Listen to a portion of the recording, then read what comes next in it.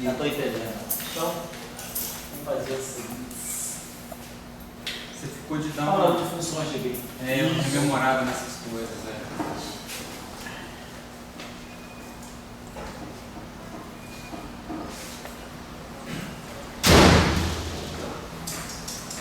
Essa garrafa, não? Queria trazer? Ah, não, tá legal.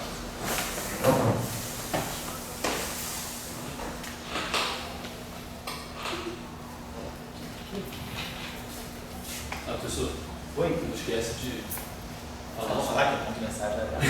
Não, não, isso é importante. Plaquete. Não, não fiz isso, tá?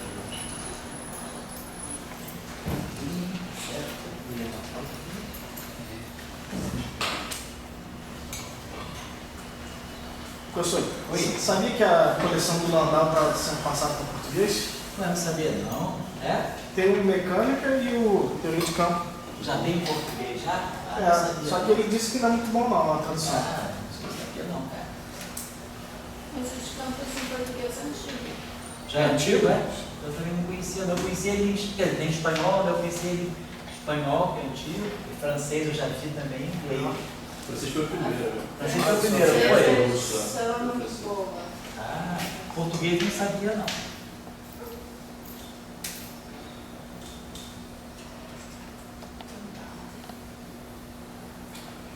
Só queria consertar umas coisas com vocês, porque esse mês, né, nós temos Semana Santa, mas a Semana Santa, quarta-feira, é normal.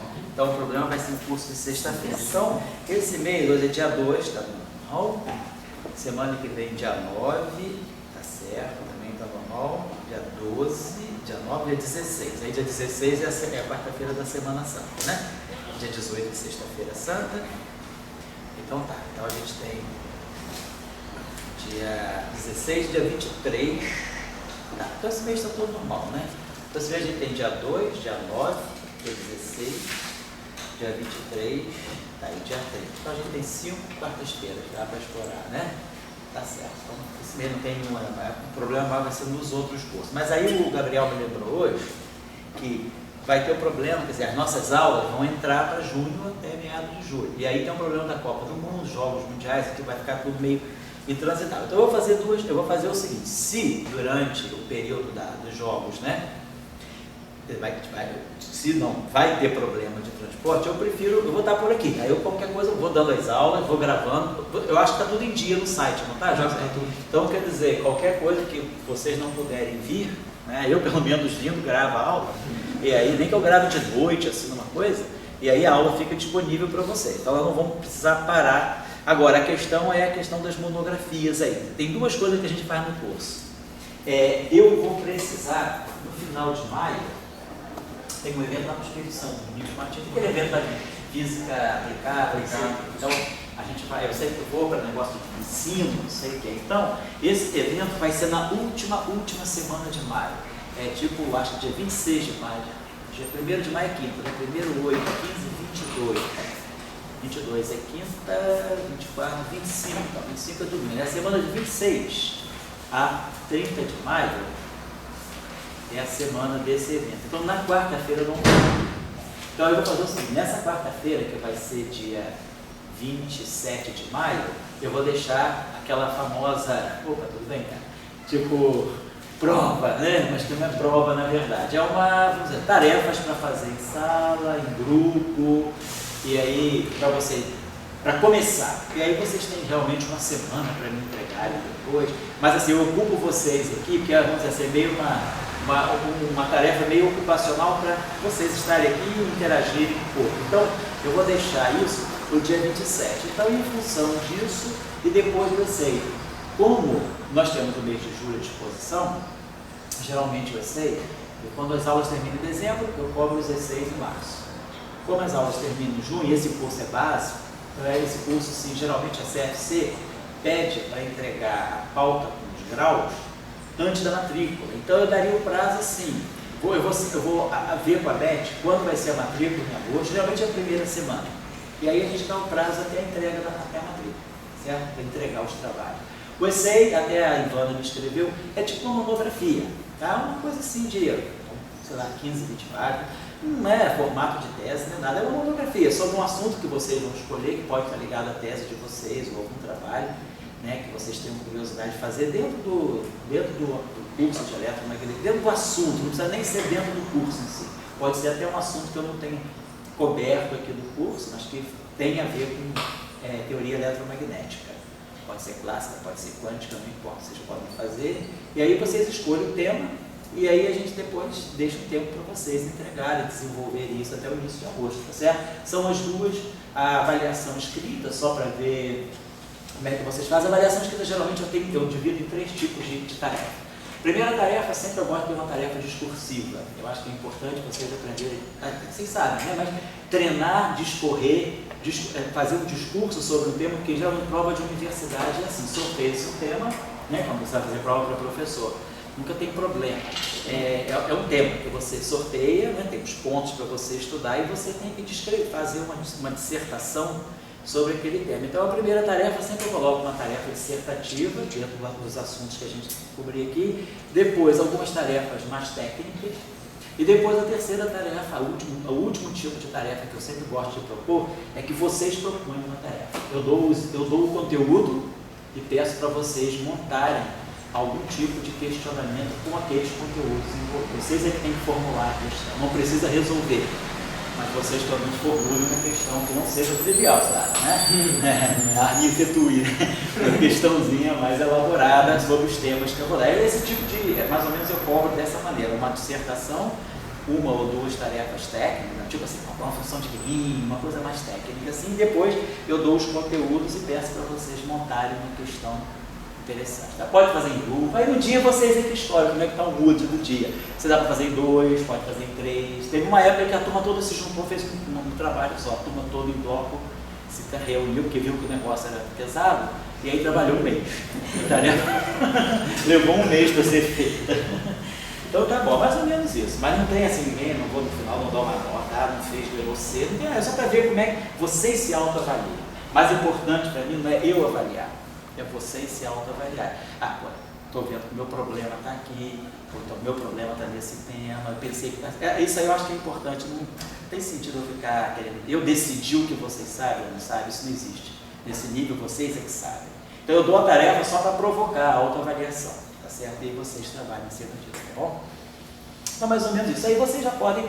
Quem quiser, por exemplo, o Gabriel já escolheu um tema que eu achei interessante, bem interessante, a Ivana também já escolheu um tema. Vocês têm um tema, aí depois vocês vão, ou me consultam para escolher um tema, ou já pode trazer um tema. Quem, por exemplo, já está trabalhando uma tese, aí de repente tem um assunto ligado ao assunto de tese. Mês passado teve uma moça que está no magnetismo, ela até vai defender a qualificação dela agora. Ela está mexendo com sistemas de spin também, ela fez um trabalho em cima disso. Então é tema livre desse. Fala aí, Eu tinha dito que ou seria um essay, você ia decidir, ou então uma apresentação. Também pode ser. Se vocês preferirem entregar o essay, uma monografia, pode ser. Ou então, se quiser fazer uma avaliação, uma discussão oral. Pode ser uma avaliação oral também. Discutir sobre o curso. Assim, também a avaliação oral não é do quadro negro resolver problema, não. Você escolhe o tema, o tema do curso que você gostaria de ser mais avaliada nele. Mas a avaliação que eu digo é uma conversa, a gente vai conversar. Vai discutir sobre coisas que você tenha lido. Assim, não é nada para fazer pegadinha, não, tá? Fica a critério de você. O pessoal em geral escreve essay, procura fazer essay. Se quiser, já teve gente também que preferiu fazer oral porque estava com pouco tempo de ficar escrevendo. É com você. Aí também o prazo também é início do final de julho. Final de julho também, tá? Tá bom? Então tá tudo esclarecido? Aí então, quem já definiu os temas, já está definido. Quem quiser definir o tema, se tiver alguma dúvida sobre escolher o tema, pode falar comigo. Mas eu acho que o que vocês me trouxerem tá bom. Não precisa ser exatamente assuntos cobertos no curso. Basta ser eletromagnetismo em geral, tá bom? Então tá bom. Nós andamos trabalhando aí, né? Ainda fazendo as nossas averiguações, possíveis, mexer com eletromagnetismo em diferentes dimensões. Então a gente conseguia sempre ver que o problema era, nós tentamos trabalhar dentro dessa perspectiva também, que a interação eletromagnética, quer dizer, que a informação da interação eletromagnética, ela está no potencial.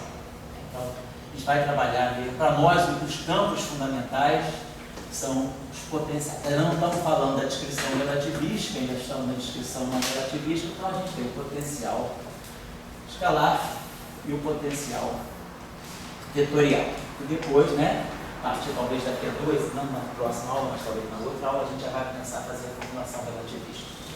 Bom, e aí a gente sempre escreve as equações de campo, a gente viu que os potenciais, né, têm uma simetria de gauge, então nós vimos que, né, a transformação, né, as transformações de calibre no potenciais são essas aqui, né, filinha, né, sempre imaginando uma dependência em Tx, né, f de x, tem essa que é a derivada temporal de uma função escalar, uma função c de Tx e uma linha.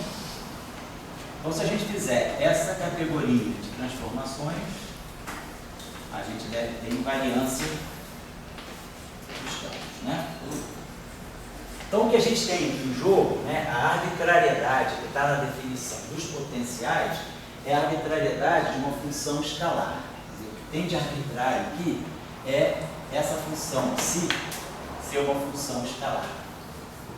Isso vai ser importante para nós quando a gente for estudar a visão de gauge do eletromagnetismo. O fato de ser uma função escalar, essa função escalar, ela, um objeto escalar do ponto de vista do grupo de rotações, é um objeto que descreve algo que tenha spin zero. Né? A gente sabe que o objeto que não vê, né, que não percebe uma rotação, é uma função escalar. E essa função escalar é uma função, né, que tem um grau de liberdade, ela não tem a noção de direção. Um spinor, por exemplo, ele pode ter duas componentes. Né? O spinor não relativístico tem duas componentes, o vetor espacial tem três, então aí a gente já começa a ter o setor de spin zero, tem uma componente, 2S mais 1. O setor espinorial S é meio, 2S mais 1 é 2. O setor vetorial S é 1, 2S mais 1 é 3. E a gente observa, então, que os potenciais também, sendo campos, esse objeto aqui, sendo um escalar, do ponto de vista das rotações, o que eu estou levando em conta, né, seriam as rotações espaciais. Não estou falando do espaço de Minkowski ainda, estou falando do espaço das rotações, né, do espaço euclidiano. Então, o grupo que está em jogo, o grupo que faz as rotações no espaço tridimensional, é o grupo SO3, né? Então, esse objeto aqui é um escalar de SO3, então tem spin zero, e esse objeto aqui é um vetor, tem três componentes, 2S mais 1 é 3, então... Na verdade, esse spin que eu estou falando aqui não é o spin quântico, não tem unidade de H cortado aí, é o número, quer dizer, é aquele alto valor do chamado operador de Casimir, né, que define a álgebra de SO3. SO3, nós sabemos, é um grupo, né, de matrizes ortogonais com determinante 1. Ele tem, então, é um grupo que tem três geradores, as três matrizes geradoras satisfazem uma álgebra de comutação, e a gente sabe que cada representação irredutível é caracterizada por um número S, que pode ser inteiro ou sem inteiro. Quer dizer, o que a teoria de grupo faz é nos dar esse número. A mecânica quântica, ela simplesmente coloca o H cortado. Né? Então, aqui eu brinco só um pouquinho, que a mecânica quântica é a teoria de grupo vezes H cortado. Onde tem teoria de grupo, você coloca o H cortado e o problema fica quântico. Né? Então, basicamente, isso aqui é teoria de grupo, é tudo clássico. Estou falando de spin no sentido quântico. É o alto valor do operador de Casimir. Independentemente de ter mecânica quântica ou não, o que a gente sabe é que as transformações de SO3, né, elas são transformações dessa categoria. Eu tenho uma matriz de SO3, uma matriz de rotação. Essa matriz de rotação, ela pode ser escrita, né, sob a forma exponencial desse modo aqui. E aqui eu tenho os três ângulos de rotação, os parâmetros associados às rotações, vamos chamar aqui esses ângulos de θ. E aqui nós temos os chamadas matrizes, geradores de rotações. Então eu tenho uma matriz J1, que faz uma rotação em torno do eixo X, uma rotação no plano YZ, depois uma rotação no plano ZX e uma rotação no plano XY. Essas matrizes aqui satisfazem essa relação de rotação, JA, JB, Epsilon ABC, JC. E forma 3x3, né? Essas matrizes aqui, se eu estiver pensando no espaço tridimensional, os elementos dessa matriz aqui são esses objetos aqui, menos I, epsilon, ABC. Então, são os três geradores, né? Quer dizer, a matriz J1 em forma tridimensional, né? A matriz J1, essa matriz aqui, menos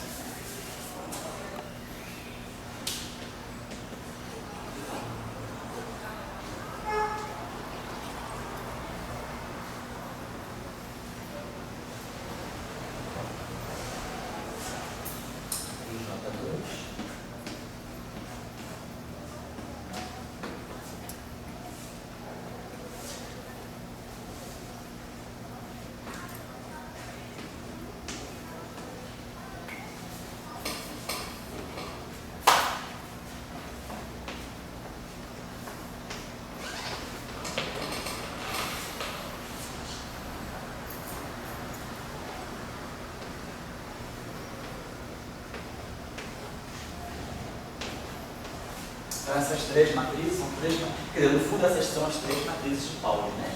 De forma tridimensional. A gente sabe também que existe uma outra realização, por exemplo, dessas matrizes, que eu poderia ter as matrizes J 2x2, elemento alfa beta, onde alfa e beta conjunto com 2, e essas matrizes aqui seriam nada mais nada menos do que as matrizes de Pauli sobre 2. Se eu pegar as matrizes de Pauli sobre 2 e colocar aqui, elas fecham essa relação, como também essas matrizes 3x3 aqui fecham essa relação. Essa representação aqui é a representação de S igual a 1, é a representação tridimensional. Então eu posso sempre encontrar representações dessas matrizes aqui, né? A gente sabe que o objeto J2 comuta em qualquer uma dessas matrizes aqui. Por isso que ele é um objeto que comuta com todos os geradores, ele é chamado de um operador de Casimir da álgebra. E a gente sabe que em qualquer representação, esse objeto aqui vai poder ser feito autovalores dessa forma aqui, 2J, os autovalores J2 vão ser J mais 1. E a dimensão de uma representação caracterizada por J vai ter J mais 1. Na mecânica quântica, simplesmente o que a gente faz é multiplicar cada gerador por H cortado. Eu boto um H cortado aqui, um H cortado aqui, um H cortado aqui, outro H cortado entra aqui. Então, cada gerador fica contraído com um H cortado e aparece um H cortado aqui, que dá o caráter quântico nessa álgebra. Mas essa álgebra existe independentemente de mecânica quântica. Isso aí é pura teoria de grupo, é pura simetria rotacional. A mecânica quântica ela só entra depois colocando o H cortado e dando uma dimensão para esse objeto, uma dimensão de momento angular. Beleza, então o S do qual eu estou falando, na verdade é esse J, é o operador de Casimir que caracteriza uma representação de S. Então, o que está em jogo aqui é que nós temos, em princípio, dois objetos, nós temos duas categorias, né, de funções. Uma está carregando que a gente chama de X0 e aqui está carregando X1. No eletromagnetismo, quando a gente for fazer a visão corpuscular da onda eletromagnética, quem está em jogo é o fóton. E o fóton, como partícula, é uma partícula que tem momento angular intrínseco, que é o spin igual a 1. Então, afinal de contas, quer dizer, esse conjunto de objetos aqui vai estar descrevendo a radiação eletromagnética. Vai estar descrevendo, na versão corpuscular, vai estar descrevendo o fóton. Então, eu tenho dentro do fóton duas componentes de spin. Só que o fóton físico, na verdade, ele tem spin 1. Então, esse spin 0 seria um spin redundante. O fóton carrega algo que não é necessário para a física do fóton, na verdade. E aí a gente vai ver que é essa transformação aqui, é essa função aqui, que vai me permitir cancelar o efeito físico desse setor, deixando passar apenas o spin 1, que é o setor físico. Então, eu estou só chamando a atenção que essa transformação de calibre do eletromagnetismo, né, ela não é uma mera simetria assim, artificial ou redundante.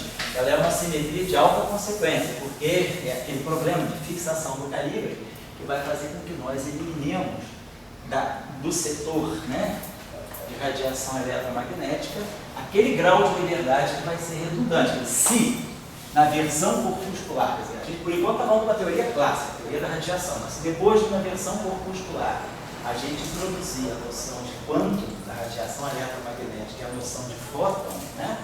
Se a gente depois introduz a noção do fóton, o fóton é puro espinho. Então nós temos que, de alguma maneira, desacoplar da física esse setor de pesquisa. Esse setor aqui é um setor que, né, de alguma maneira, vai ter que procurar um mecanismo de eliminar. O estudo das funções de Green, eu vou deixar isso mais claro um pouquinho. Então a gente está só dizendo o seguinte, se nós olharmos, agora vamos voltar um pouquinho para as equações de Maxwell, né, em forma convencional. E qualquer que seja a dimensão do espaço-tempo, né, porque nós vemos aqui digamos, o campo elétrico, né, ele tem sempre aquele caráter vetorial, qualquer que seja a dimensão, não importa, o campo elétrico é sempre um vetor, então, a gente tem essa simetria. Se eu transformar, né, se eu escrever φ e A em função de φ em linha, os termos de DDT, quer dizer, o termo em si vai aparecer aqui, se cancela, né, devido àquele sinal mais e aquele sinal menos, então esse campo elétrico invariante caindo e o campo B, né, que em 3 dimensões, né, 3 dimensões espaciais, nós temos isso. Isso aqui é inerente só às 3 dimensões. Isso aqui tem duas possibilidades. B é rotacional de A, se eu tiver 3 dimensões espaciais, ou seja, se eu tiver um espaço-tempo, né, uma dimensão, um tempo e 3 espaços.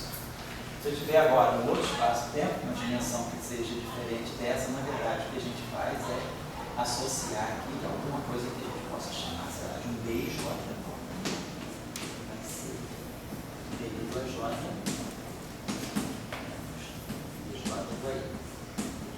isso aqui sempre que a dimensão D mais D pequeno. D dimensões espaciais, esse I e J estão variando desde 1 até D pequeno. Então essa descrição aqui também, né, é invariante sobre essas transformações aqui. DI, DJ, XI, DJ, DI, XI. Claro, nós já tínhamos visto que em 3 dimensões espaço-temporais, se D pequeno for 2, esse objeto aqui assume o caráter de seu escalar. Então, e se eu tiver dimensão 5, a gente também fez um exemplo aqui, se eu tivesse 5 dimensões espaço-temporais, 4 dimensões espaciais, esse objeto aqui, quer dizer, o campo magnético começa a se comportar como realmente uma matriz antissimétrica, né? Uma matriz antissimétrica 4 pontos. Então, isso é geral. Então, independentemente da dimensão total. Então, para nós, né, essas transformações aqui vão tem alguma consequência. Então, o conceito que a gente vai estar explorando aqui né, é o conceito, né, é o conceito de que a simetria ela vai ter o caráter de controlar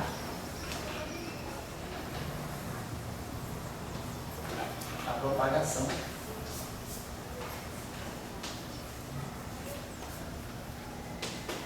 Vamos colocar assim, vou botar a abreviação aqui, GL, graus de liberdade, né?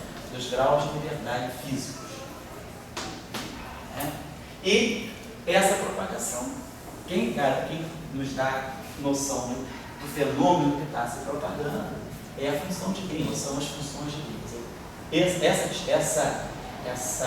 Esse conjunto, né, de ideias aqui, propagação, graus de liberdade físicos e simetria, tudo isso aqui tem que estar contido nas funções de Green. Então, as funções de Green, elas têm que refletir as simetrias no sistema físico, eventualmente no sistema físico seja descrito um conjunto de equações dinâmicas tem, e essas funções de Green, as simetrias, né, que a gente vai ver que estão presentes na função de Green, elas vão garantir a propagação de graus de liberdade. Porque um sistema, ele tem mais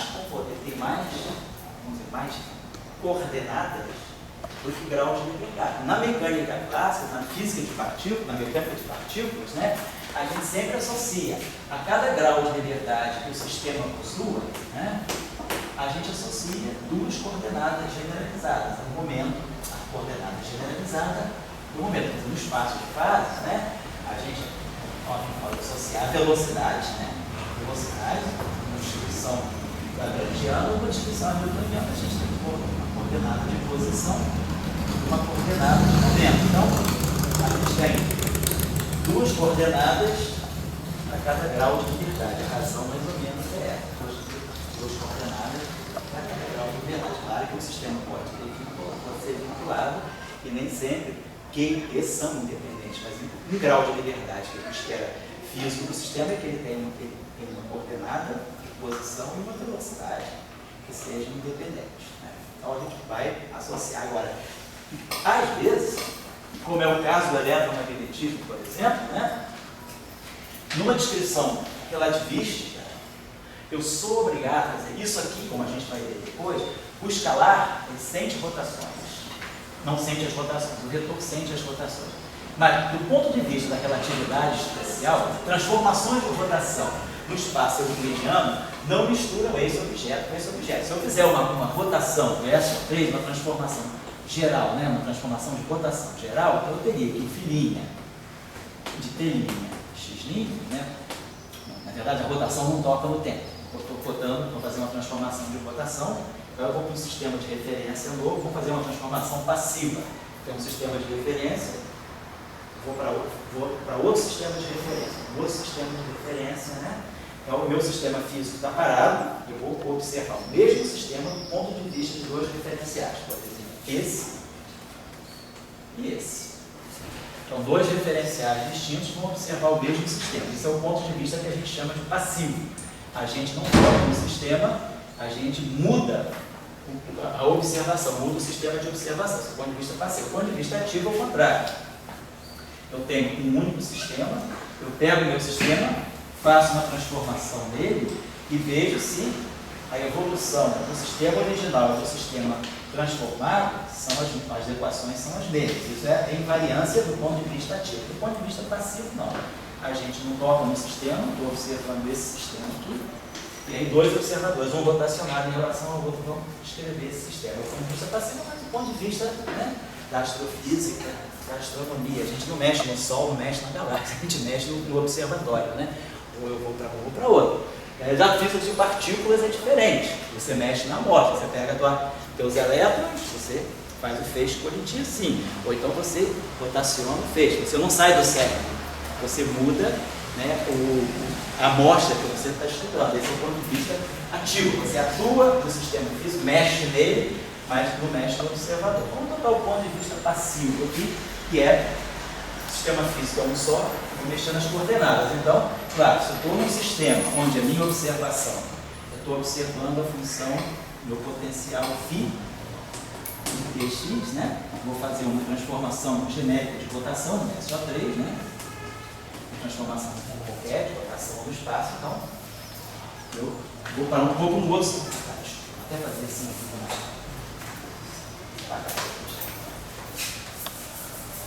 Estou querendo correlacionar para vocês a questão das simetrias com a função de Green. Eu não quero ir direto na função de Green, colocar o que é, sem saber por que a função de Green é um objeto tão importante.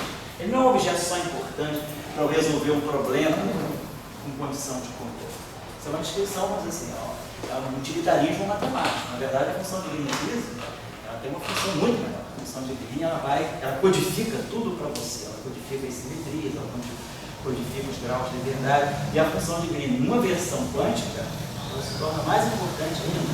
Ela vai ser o propagador, que é a função de Green na teoria clássica. Depois ela é elevada à categoria de propagador na teoria quântica. E você, olhando a estrutura analítica da função de Green, os polos, os resíduos nos polos, você consegue saber quais são as massas, quais são as partículas, se tem partícula física, se tem partícula não física. A função de Green, ela é assim, aquela caixinha, né, que contém tudo sobre o espectro de uma teoria física. Então, vamos tentar olhar para a função de Green dentro dessa perspectiva. Então, vamos lá. Então, vamos dizer, a gente vai fazer uma transformação, uma rotação geral. Por enquanto, eu não estou preocupado com uma descrição relativista. Estou preocupado com uma descrição não relativista. Então, eu estou num espaço euclidiano, tridimensional. E nesse espaço euclidiano tridimensional, o grupo de isometria, o que deixa a métrica invariante são as transformações de S a 3. Rotações não mudam a métrica, não mudam os módulos dos vetores e não mudam os produtos escalares, né? Não mudam os ângulos entre os vetores. Então, a gente vai fazer uma transformação, o tempo não muda, a gente só vai lá nos eixos, então quando a gente faça uma transformação desse tipo, x' aí, SRJ, XJ. Então, tem aqui essa matriz de rotação, que é uma matriz de SO3, portanto, é uma matriz ortogonal e especial.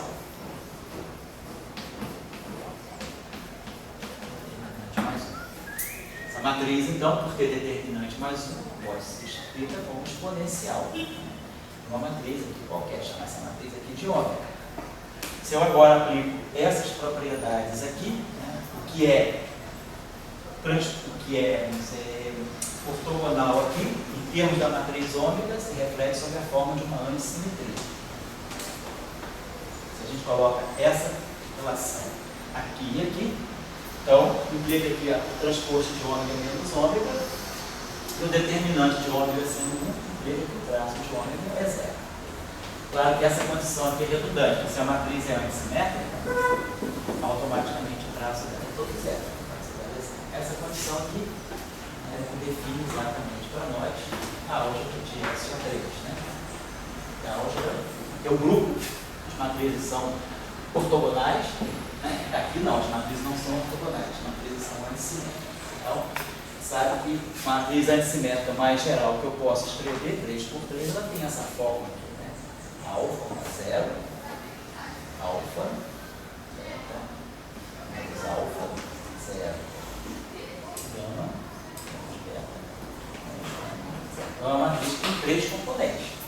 Então, essa matriz, em princípio, ela pode ser escrita como uma combinação linear de 3 matrizes independentes. 0, 1, 0, menos 1, 0, 0, 0, 0, 0. Mais beta, 0, 0, total menos 1. Tudo pode não faz. É importante que ela seja isso. 0, 0, 0, 1, 0, 0. E depois mais beta.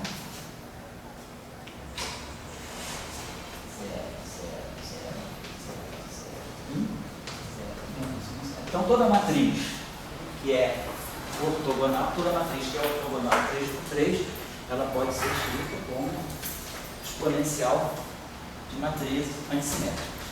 Então, quem conhece as matrizes ômega automaticamente exponencia a são as matrizes R. Então, aqui está a essência, né, da álgebra de SO3. Essa matriz aqui, como nós sabemos, ela está só acoplando x com y, então ela faz uma rotação no plano xy, então uma rotação em torno do eixo dos eixos. Essa matriz aqui acopla z com x, uma matriz que faz uma rotação em torno do eixo dos y, e essa matriz aqui, ela só acopla, que é tudo zero, então ela vai deixar o x' igual a x. Na hora que elevar, na hora que eu exponenciar essa matriz, ela vai fazer x' igual a x, e ela vai acoplar só o y com z, então ela vai fazer uma rotação em torno do eixo dos x. Então, são as 3 matrizes de base da álgebra de SO3. Então, isso aqui, só estou misturando as coordenadas. Isso se reflete, claro, nos campos. Se eu pegar um campo escalar, qualquer que seja a rotação é trivial. Um campo escalar, a matriz ômega é 0. Se eu tiver um campo escalar, qual é o caso do φ, eu vou ter o φ' de x', um referencial tulinho, né? Isso aqui vai ser φ.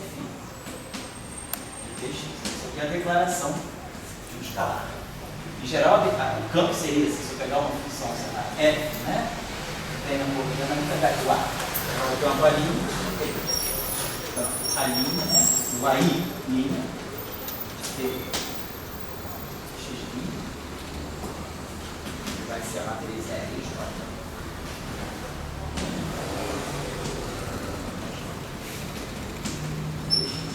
Então, as transformações de rotação, elas não misturam esses dois setores. Esses dois setores, né, são irredutíveis. Um se reduz a outro, não se mistura por uma rotação. Se nós fazemos uma transformação de Lorentz, mas a situação é diferente. Por uma transformação de Lorentz, eu já não tenho esse desacoplamento do tempo x. Nós vamos pegar, por exemplo, um boost de Lorentz ao longo do eixo do x, então nós temos que ter linha, né? Então isso aqui já seria, vamos fazer isso depois, eu só estou colocando aqui, porque todo mundo já, bem ou mal, já ouviu isso, mas eu estou querendo só enquadrar isso um pouco dentro da visão de covariância, né? Então, ter linha. Se eu fizer um boost com a transformação de Lorentz ao longo do eixo do x, ter linha igual a gama T menos P sobre C menos beta, né? Sobre C x.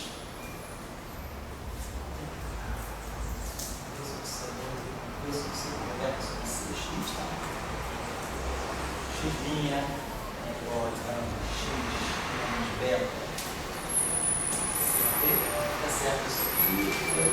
X é V sobre C ao quadrado, V sobre C ao quadrado. Sobra esse C. Vamos explicar então tudo por C aqui.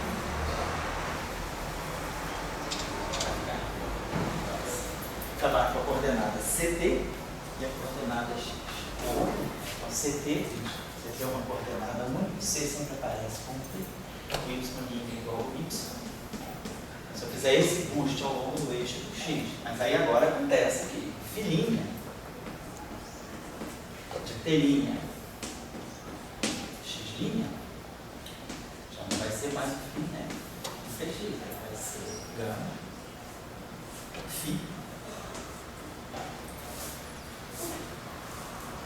Dx menos beta, em princípio teria beta sobre C, que aqui eu só multipliquei tudo por C, né? Então eu posso multiplicar também aqui, eu teria algo desse tipo, né? C menos beta a componente x. Então a gente já começa a ver que, do ponto de vista, a mesma coisa vai acontecer com a linha x, a linha y igual a y, a linha z igual a z, e a linha x vai seguir esse padrão também. Gama ax menos beta c φ. Então, φ e a se misturam por transformação de Lorentz. Então eles já não são mais objetos irredutíveis. Transformação de Lorentz mistura os dois. Eles estão numa mesma representação. Um vai para o outro, né? Por uma transformação de Lorentz. Se eu tiver um referencial onde eu tenha T, mas não tenha X, se eu tiver um referencial onde T não é zero, mas X é zero, ao fazer uma transformação, eu vou ganhar um X', que não é zero. O X é zero, mas o T não é zero, então o X' não vai ser zero. Então, eu vou gerar coisas que eu não tinha. Quer dizer, o fato de X ser zero é um artefato do sistema de referência que eu estou escolhendo. Se eu mudar o sistema de referência, isso já não é mais verdade. No caso escalar, não. No caso S ou A, não. Se o φ for zero, φ vai ser sempre zero para qualquer observador. Ele nunca vai misturar com A. A nunca vai gerar φ, nem φ nunca vai gerar A. Aqui não. φ gera A, A gera φ. Então, perdi a irredutibilidade. Então é isso que vai fazer com que na distribuição relativista esses dois caras sejam juntos, ele não está juntos descrevendo, esses dois objetos não estão juntos descrevendo a mesma coisa, que deve ser o fórmula. Então esse cara ele entra a invariância, a covariância relativista, quer dizer, a relatividade me obriga a que, se eu quero descrever o spin 1, eu seja obrigado a ter o spin 0. Eu não consigo fazer uma descrição relativista isolando puramente o spin 1, porque o que é vetor, do ponto de vista da relatividade, é sempre a parte espacial de um quadro vetor. Então, a presença desses dois modos de spin é inevitável por causa da relatividade. Se o mundo fosse não relativista, eu podia separar a parte espacial, a parte escalar da parte vetorial. Mas, devido à relatividade, eu não posso. E aí, essa simetria. Mas, afinal de contas, o fóton é o quê? O fóton é isso, o fóton é isso, o fóton tem spin 1, o fóton pode ter spin 0, a partícula livre. Então, a função de Lin, o eletromagnetismo, vai me indicar que não, o fóton tem spin 1. Esse spin 0, ele entra apenas como um voyeur, né? Vamos dizer, da simetria relativista. Ele tem que entrar, né? Mas ele não vai fazer física. Ele entra, fica lá, mas fica quietinho. Então, a gente tem que, de alguma maneira, procurar um mecanismo que não viole a relatividade, mas que deixe esse cara congelado. que é a simetria de Cayley. E a função de Green ela tem que refletir todos esses aspectos. Então é isso que eu estou querendo chamar a atenção de vocês. Eu estou partindo um pouco dessa discussão. Isso que nós vamos fazer quando nós formos estudar a grupo pilórico, daqui a 2 aulas mais ou menos, né? Na Semana Santa a gente vai começar a estudar isso. Por enquanto, vamos falar das funções de Green, numa descrição ainda desvinculada da covariância relativista. Então, o que nós sabemos é que as nossas equações, elas vão ter sempre essa estrutura. Então, nós vimos que as equações de eletromagnetismo, então vamos olhar aqui, as equações, agora, só para a gente poder fixar melhor as ideias, vamos trabalhar com as equações de Maxwell convencionais. Afinal de contas, não é proibido, né? Maxwell ainda não foi banido. Eu sempre falo no modo de brincadeira, né? O nosso paradigma é Maxwell, né? Então, vamos ainda fazer uso do Maxwell em 3 dimensões. Então, a gente tem lá a divergência de E. Eu até com vergonha de escrever essas equações, né? Fazem parte do passado. Não, elas são verdadeiras. Elas são tão assim, coitadinhas, assim, maltratadas. O professor Salano sempre escrevia as equações de Maxwell e trocava os sinais. Para ele, a corrente de deslocamento é que era a indução, ao invés de ter uma indução elétrica, tinha uma indução magnética.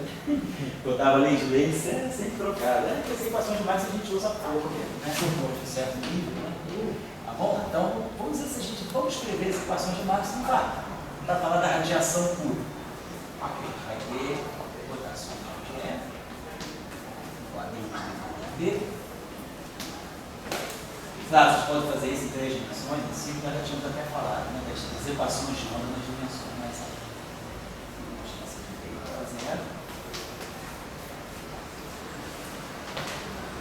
Professor, Pode falar. o monopolo magnético, ele seria uma partícula de que? Spin no meio também? Depende do monopolo que você está falando. Se você estiver falando do monopolo de Dirac, o monopolo que Dirac colocou lá, divergente de B, uma carga magnética, então você está ali descrevendo o monopolo através do potencial vetor. Ele tem spin 1. Quem descreve o monopolo magnético é o spin 1, é o potencial vetor. Você tem um A cujo rotacional é B. E a divergência de B não é 0. Então, aquela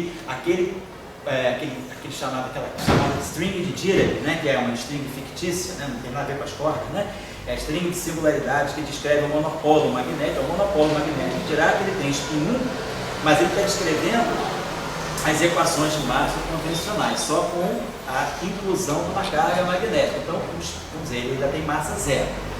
Numa teoria de grande unificação, quando a gente unifica, e a gente tem um mecanismo de Higgs, aí aparecem os chamados monopolos magnéticos da grande unificação. Esses monopolos são altamente massivos e também são objetos de spin 1, mas são completamente diferentes dos monopolos de Dirac. Eles são monopolos de natureza não abeliana.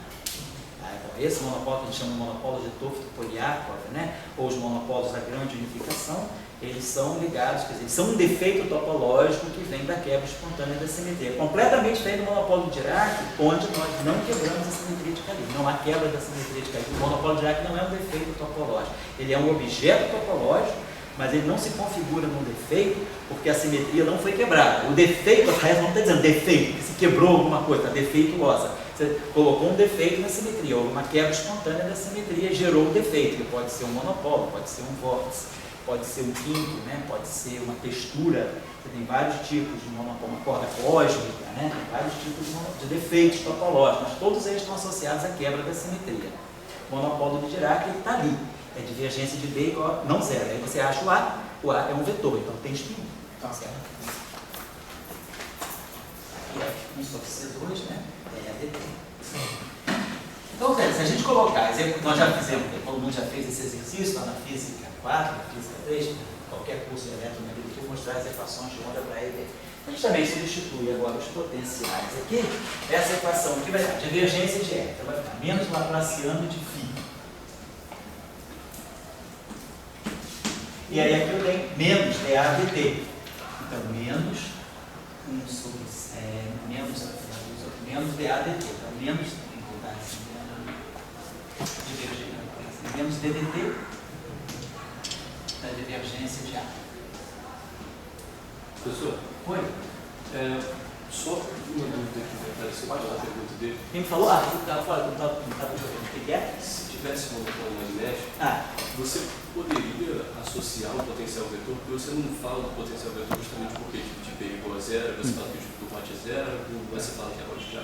Mas se tivesse monopólio, você não poderia fazer isso. posso. Aí está toda a questão do Dirac. Deixa eu mostrar aqui, Gabriel. Então, a questão é justamente essa, divergência de B igual a zero. Então, claro, ele sabe que uma solução trivial dessa equação, se B tem divergência nula, B deve ser o rotacional. A divergência do rotacional é zero. Sob que condições? Aí você fala, se eu tivesse a equação de divergência de B, digamos que eu tenho uma carga pontiforme G situada na origem. Então, eu tenho essa equação aqui. Então, essa equação daqui é B igual a G sobre 4πr2. Você tem um campo central, um campo, né, radial. Mas você fala, sob que condições esse campo B pode ser o rotacional? Você fala da continuidade do potencial vetor. Isso. Então essa função aqui, ela tem que ter uma derivada seguinte sem continuidade. Se ela tivesse derivada. Então você joga o monopólio, a singularidade, você vai trabalhar agora com um objeto físico, que é o ar, que tem uma singularidade nova. Quer dizer, a derivada segunda dele, ele não é só descontínuo em cima da carga.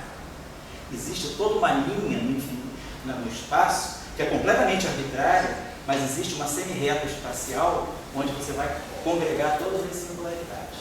Na verdade, quando você vai achar a solução desse problema, se você disser B, essa equação aqui você resolve tranquilamente pela lei de Gauss.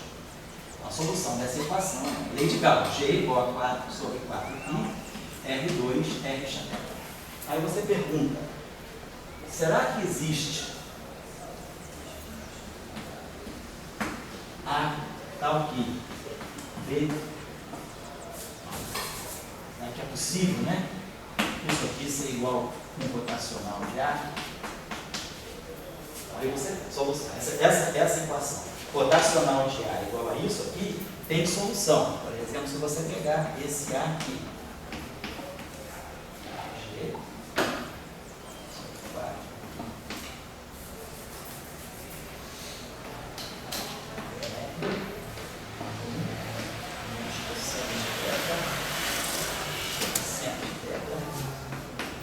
então, se você pegar esse problema em coordenadas esféricas e tirar o rotacional dessa função, você vai delimitar esse objeto. Mas aí você começa a ver essa função aqui tem uma singularidade, não só no R igual a zero, não só na origem.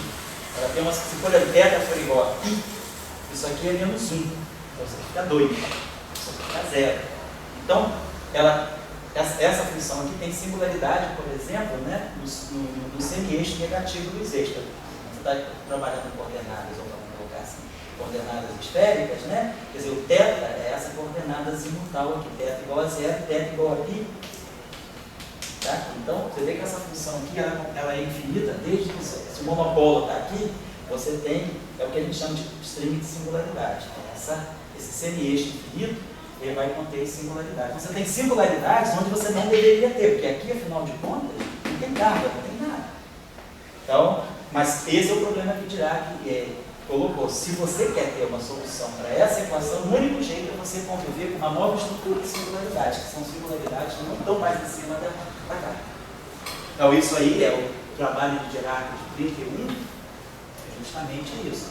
Quando ele lança o trabalho do monopólio magnético, na verdade ele não ia estudar monopólio magnético, ele nem sabia que existia, ele estudava elétron, o trabalho é quantizer singularities of the electromagnetic.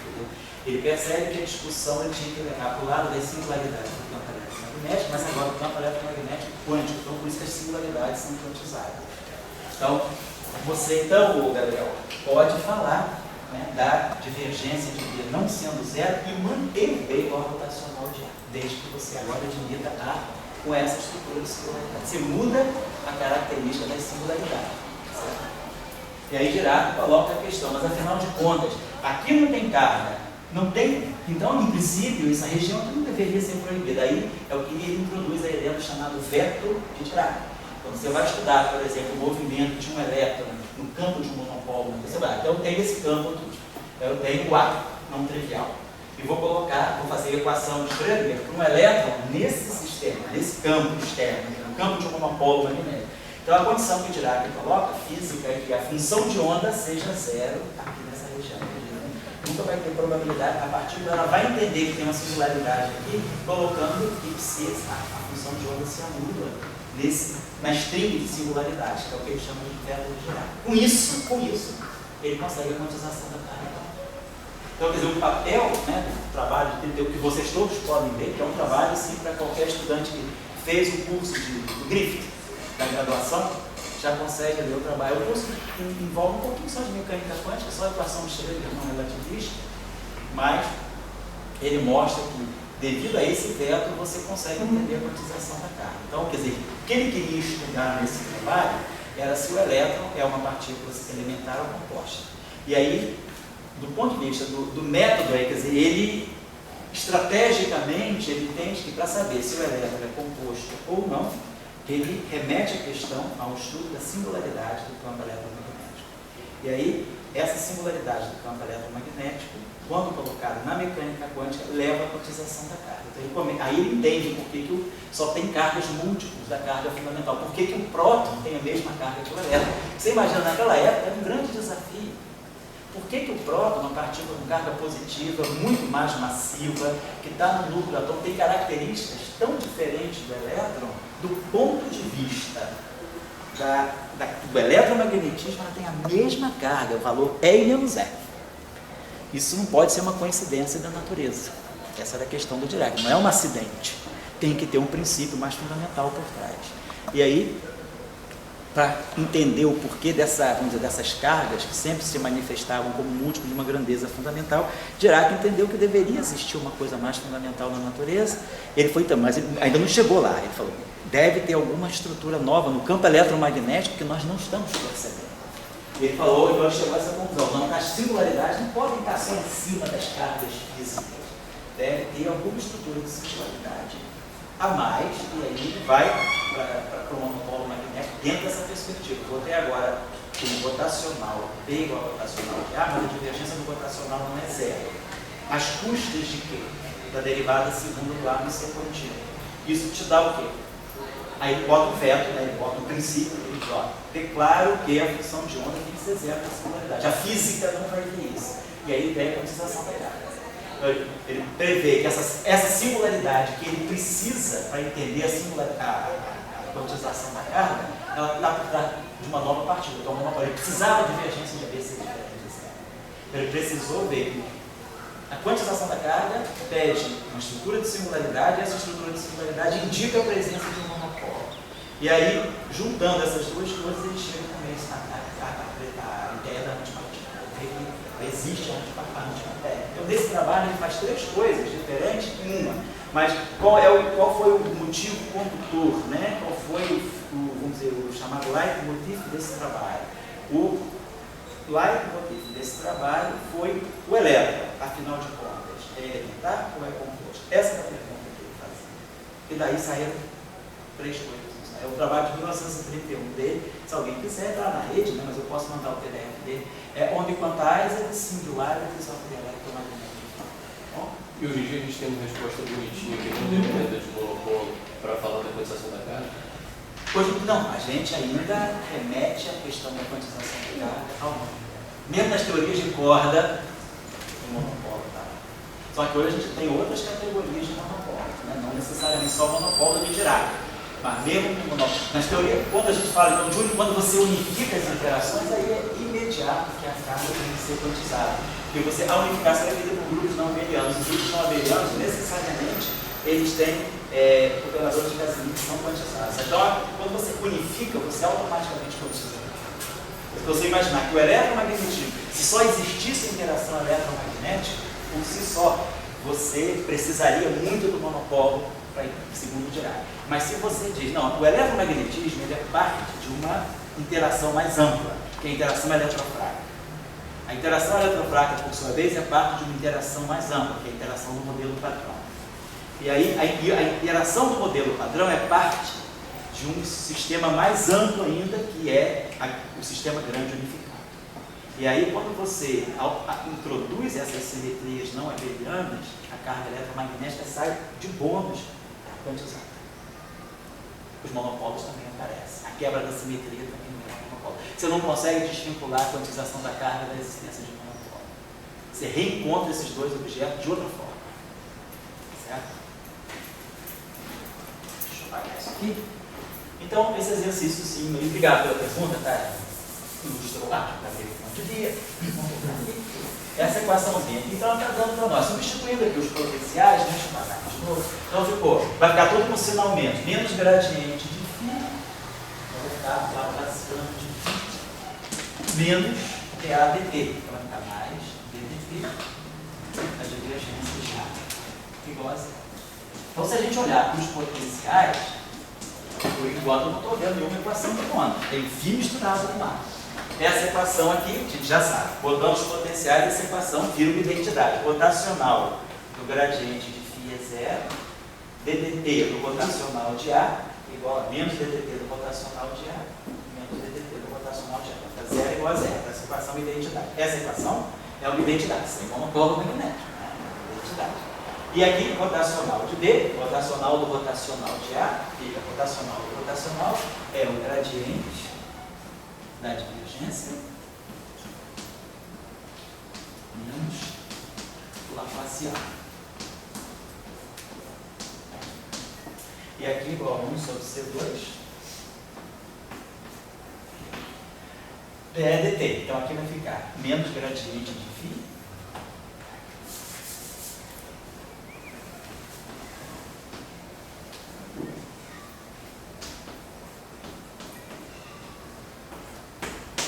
e aqui tem menos dAdt, menos 1 sobre C2 e C2 do lado. Então a gente está aí, ó. Tudo que a gente queria era algo desse tipo, equação de onda para o A. E aqui está longe, eu tenho uma equação de onda para o φ. Então, φA, relatividade, mistura φA, então nas equações de Maxwell, tudo bem, Homero? Nessas equações de Maxwell nós não temos ainda como, em princípio, ter uma equação explícita, como a gente tem para os campos. Tem da Lambertiano de E igual a zero, da Lambertiano de B igual a zero, mas não tem para A. Então, o que está acontecendo é essa simetria aqui. Vamos agora entender por quê. Essa simetria aqui, observe o seguinte, se nós tirarmos a derivada temporal dessa equação aqui, ddt do φ' igual a ddt do φ menos d2 dt2 do xi. Tirarmos a divergência dessa equação aqui. Divergência do A' igual a divergência do A menos Laplaciano do xi.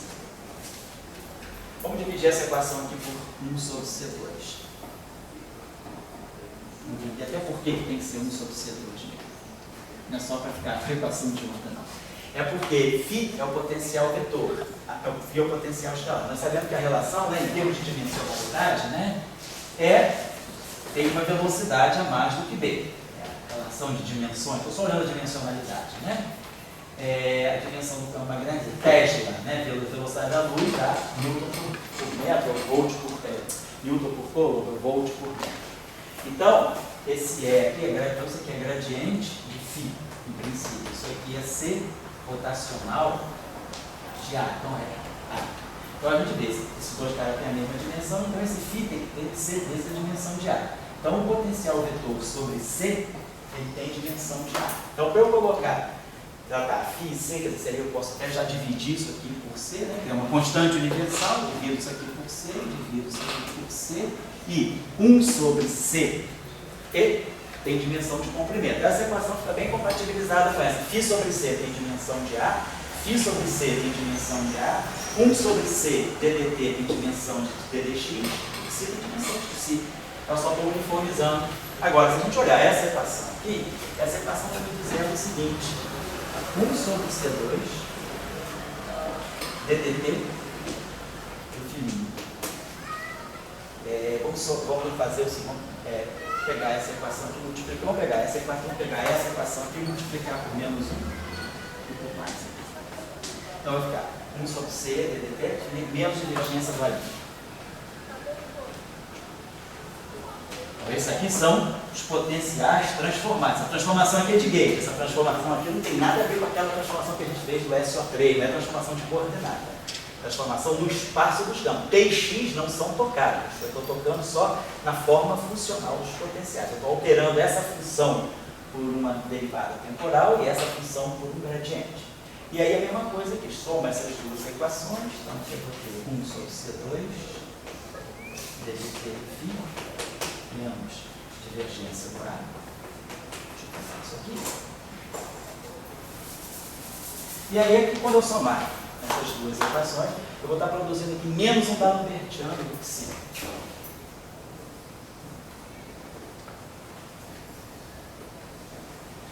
Vamos explorar isso aqui maximamente, obviamente. Né? Então, essa equação está me dizendo o seguinte: se eu estiver trabalhando, quer dizer, o meu problema independe de eu ter φA ou φ' ligados por essa equação. Todos os dois dão o mesmo campo. Né? Então, se eu estou trabalhando com isso, imagina que eu começo a ter uma configuração, tem potenciais φA, tais que φA são quaisquer. Se eu passar por um conjunto de potenciais φ' e A', a lei de transformação é essa. Como essa função aqui é inversível, do ponto de vista da análise funcional, faz sentido. Isso aqui existe. D'Alembert tirando a menos 1. D'Alembert tirando a menos 1 é justamente a função de Green. D'Alembert tirando. Da mesma forma, quem é Laplaciano a menos 1? Faz sentido a gente falar disso aqui. Quem é Laplaciano a menos 1? Laplaciano a menos 1 é a função de Green. Laplaciano, a gente sabe esse problema lá na física, na verdade, do magnetismo básico. Laplaciano de uma função f igual a um certo ρ, eu consigo resolver esse problema. Quem é f de x? F de x é menos integro, né? Uma coordenada x' auxiliar 1 sobre 4π modo x menos x'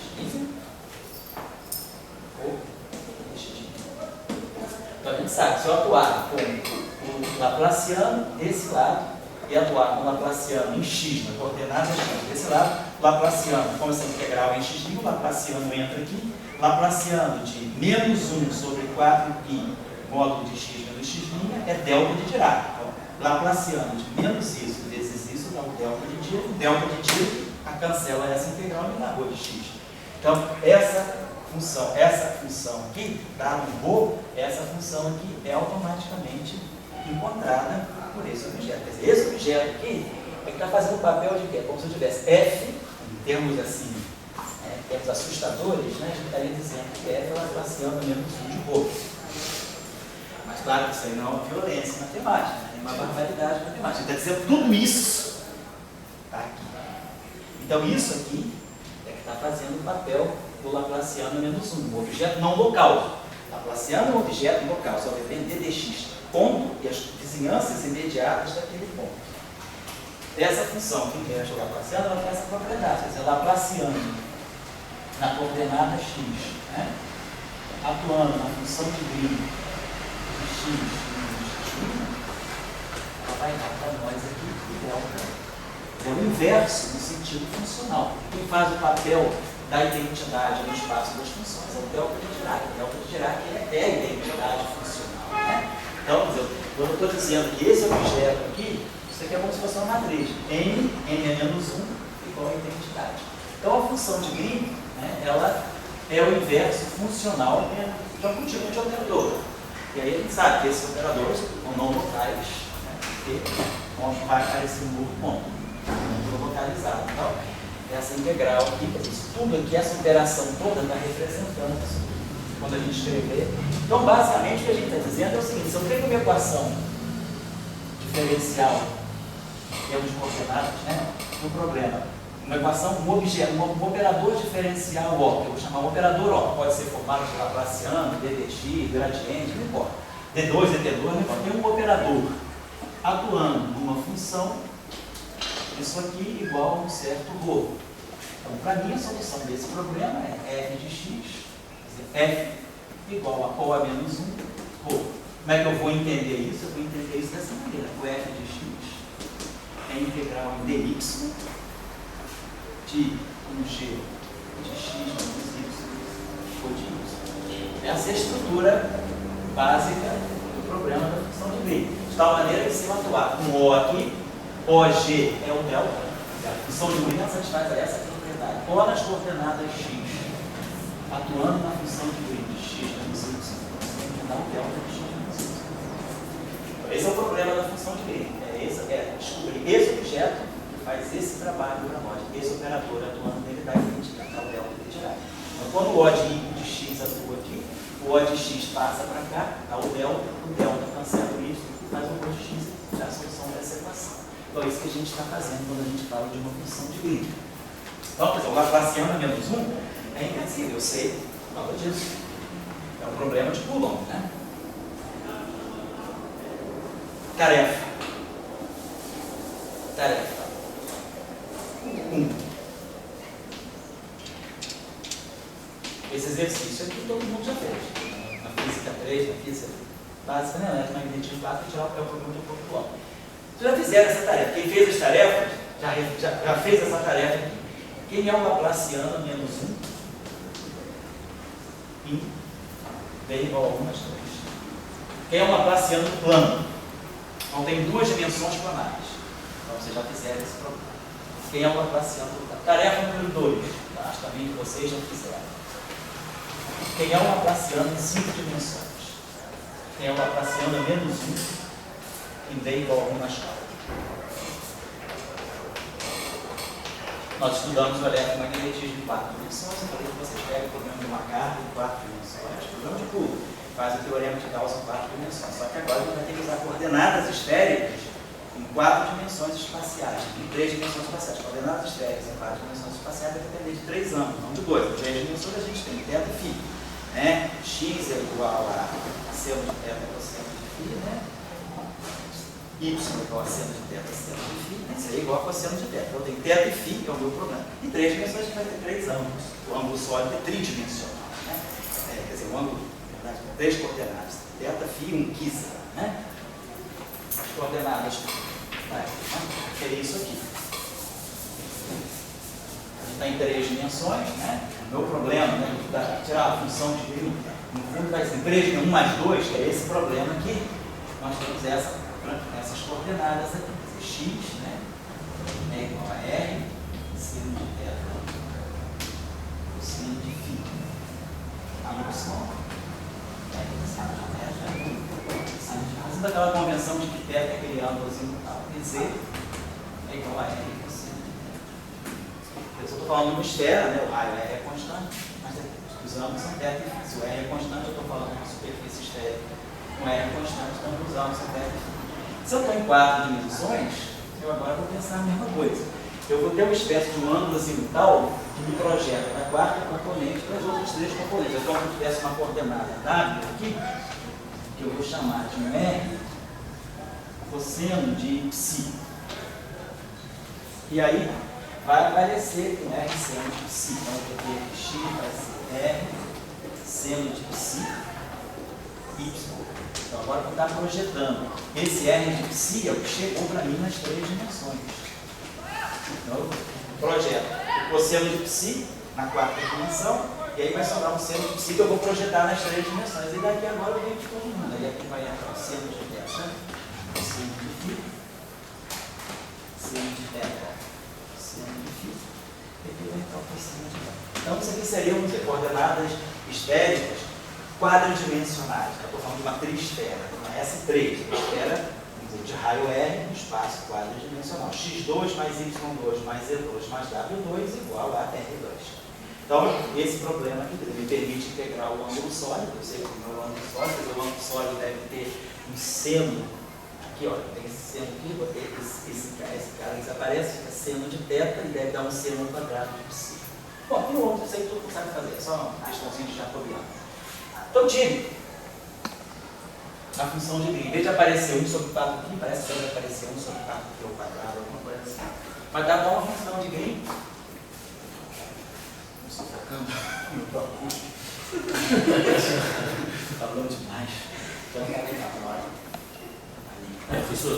Esse relógio está bem errado. Tá? Ah, cara, é mesmo? Ele tá com rotação. São 5h20. Cara, mas eu tenho pilha lá na minha sala, eu vou trazer a pilha daqui. Já são 120, é? E eu tô achando, falei, meu Deus do céu, eu tô sem controle do tempo hoje. E a gente começou na hora certa, né? Eu acho que ele A atrasou. bateria acabou. É, a bateria tem pilha lá na sala, eu vou pegar. Ele ficou um tempo assim, né? Por isso, cara, Tava trolando. mas eu falei, de repente a gente fica falando, esquece do tempo, né? Mas então eu estava certo. Eu estava sentindo que ele tá me engajando. Produzindo tanta saliva, de tanto falar, tá passando agora, eu estou começando a engajar assim. Tá certo, já está na hora. Beleza, então vamos lá. Aqui então eu queria que vocês fizessem esse exercício. Análogo disso, só que em 4 dimensões espaciais. Então a gente sabe inverter, o problema é esse. Fazer isso aqui. Da mesma forma como a gente faz isso aqui para uma carga, né, tridimensional, problema de Coulomb tridimensional, eu vou fazer o problema de Coulomb quadridimensional. Não tem derivada temporal, essa é uma função de Green estática. Não tem nenhum DDT. A diferença desse objeto é que esse operador, deixa eu apagar aqui, é o operador de onda. Então, deixa eu apagar de novo aqui. Só para colocar direitinho aqui. Então, a ideia do problema de Green é isso, dado um operador, né? A gente quer resolver o problema da equação inhomogênea. A gente sabe que se a gente tem basicamente uma equação desse tipo, né? Aqui na coordenada x, operadores na coordenada x. Diz que isso aqui é um problema local. Então, a gente espera que a gente vai resolver esse problema local. Essa função f de x, ela vai ser uma solução do problema homogêneo, tal que O atuando em F0 dá zero, a solução geral é a solução da equação homogênea mais a solução da equação com fonte. E aí a solução da equação com fonte está escrita desse modo. Quem vai entrar aqui é a função de Green.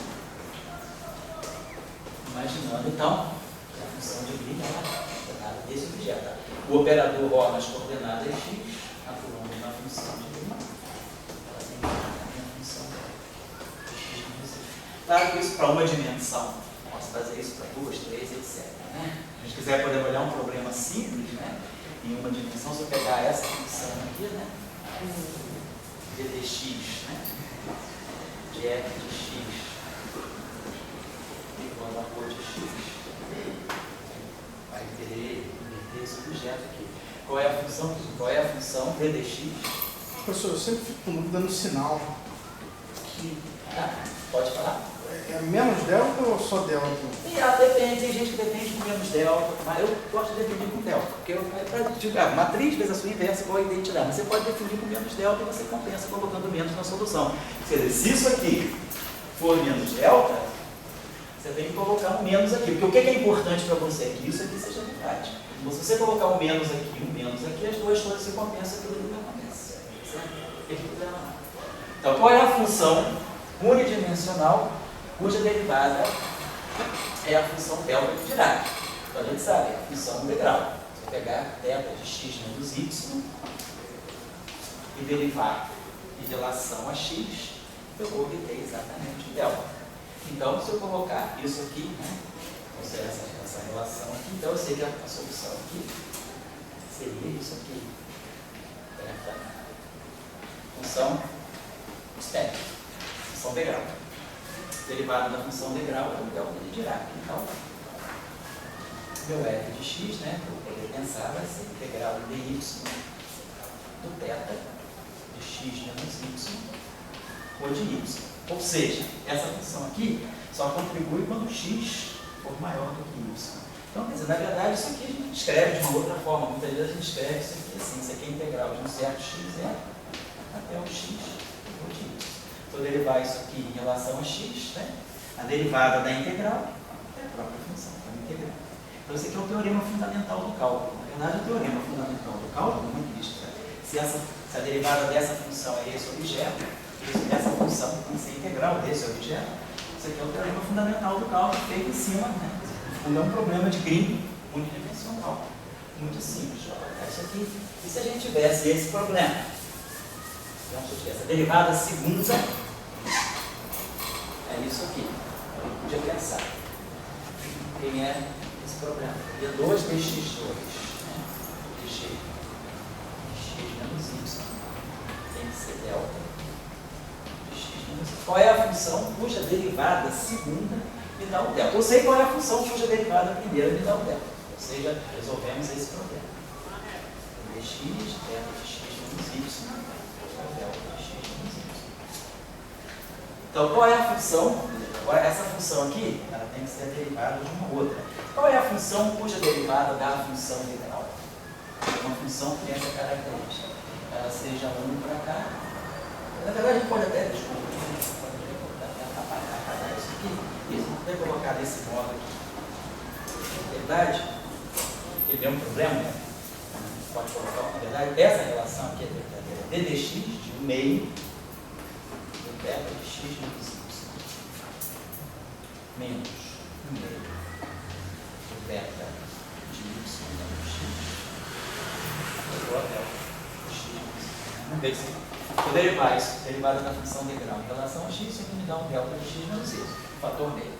Se eu derivar essa função aqui em relação à derivada do delta de y menos x em relação a x, ele pega da cadeia. Deriva em relação a isso aqui, que vai produzir menos 1, vai cancelar e vai dar um delta de y menos x. Mas a função delta é baixa.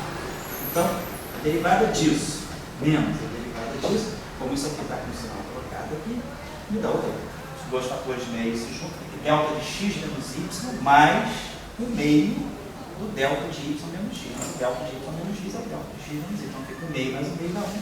Então a solução desse problema é esse aqui. Essa função aqui. Então eu boto isso aqui naquele primeiro exercício e só fazer a integral. Né? Então tá aqui. Apagar isso aqui. Agora a pergunta é, qual é a função? Para isso aqui, eu estou agora querendo saber a função cuja derivada segunda me dá o delta. Então isso aqui já tem que ser a derivada primeira de alguém. Qual é a função cuja derivada primeira é a função θ de x menos θ de menos x. Essa função aqui, ela é 1 para x positivo e 0 para x negativo. Essa função aqui é 1 para x negativo, portanto vai ficar um menos 1. Então essa função ela tem essa característica, é a função sinal, né? Ela é a função 1 na parte positiva e a função menos 1 na parte. Se o x é positivo, isso aqui é 0, isso aqui vai 1. Se o x é negativo, isso é 0. Se o x é negativo, θ só vai ser mais 1 quando o x for negativo. O argumento precisa ser negativo, ser positivo para dar 1. Então, se o x é negativo, menos x é positivo, ela vale 1. Então, esse argumento vale menos 1. Qual é a função cuja derivada monta isso? Exatamente, a função módulo